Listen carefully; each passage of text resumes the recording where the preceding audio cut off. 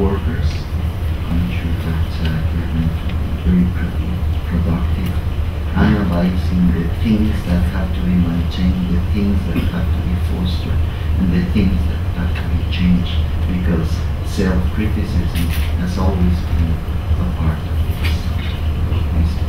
So enjoy it, and thank you for coming, and thank you for your work.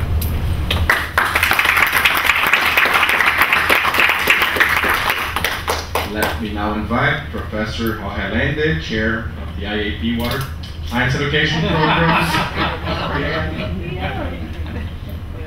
I prefer wine, as a matter of fact. Chilean wine. You need education to make wine. Well, thank you very much. It's always a great pleasure to be here in Rio de Janeiro, Brazil. Thank you to the President of the Brazilian Academy. Thank you to the co-chairs of the IANAS network of academies, and to all of you, dear friends. Coming to Brazil, as I said, is not only a pleasure because it's so beautiful and people are so hospitable and nice, but because it is a learning experience for Latin Americans interested in science, because Brazil has been a pioneer in policies to develop science in the region. It's really an example to follow.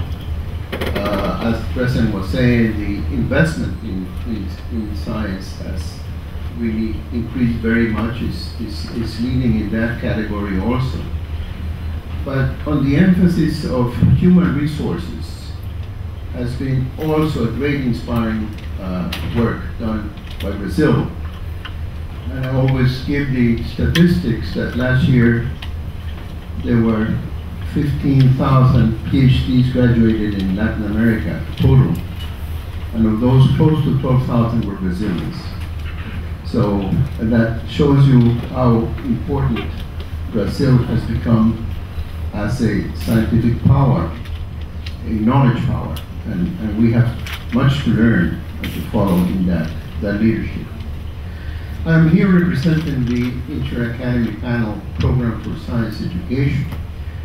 The Inter-Academy Panel is a global network of more than 100 national academies of science. As a matter of fact, I think the last count was 102, that was created formally. It started before in '93, but it was formally created in the year 2000 in Tokyo, in a big conference, which I had the privilege of participating.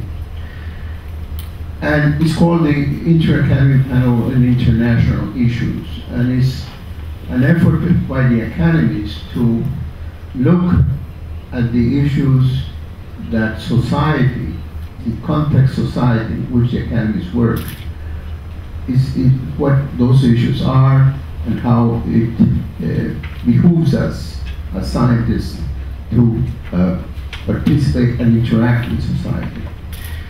And for that reason, obviously, science education was immediately seen as one of the big topics of frontier areas in which science touches with society, and it's indispensable that we involve ourselves in that. Very soon after the IAP was created, it was realized that to work with the academies and to do international cooperation, a regional approach was very helpful and necessary.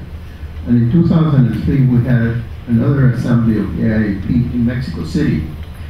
And it was there that it was clearly defined that we should organize the academies in the regions, and one of the regions obviously was the Americas, another region was Africa, another region was Asia Pacific, and another region would be, of course, Europe.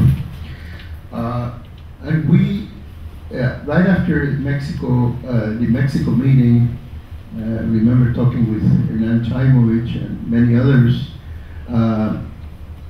we organized a meeting for IANAS for 2004 in Santiago, which was the founding meeting of the IANAS network.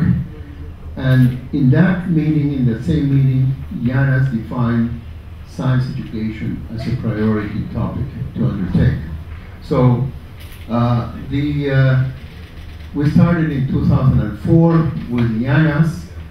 In 2005, we, together with the network of African academies of science in Dakar, Senegal, we had a meeting in which something like 8 to 10 African academies participated, and we started a program in Africa with IAP support. And in 2007, in November, we had a meeting in Bangkok with 18 Asia-Pacific academies, in which the Asia-Pacific program for science education was started. And strangely enough, because of course Europe was making part of a union with more than 26 countries participating, it was only till 2008 in Grenoble that academies, with the occasion of a meeting of education ministers, academies were invited to come and get together and see how a regional program for science education of the academies, of the European academies, and there the network is called ALIA, the All European Academies. And this was in Grenoble 2008. We had meetings in Amsterdam and Paris in 2009. And then we're going to have another meeting in York, United Kingdom, in October.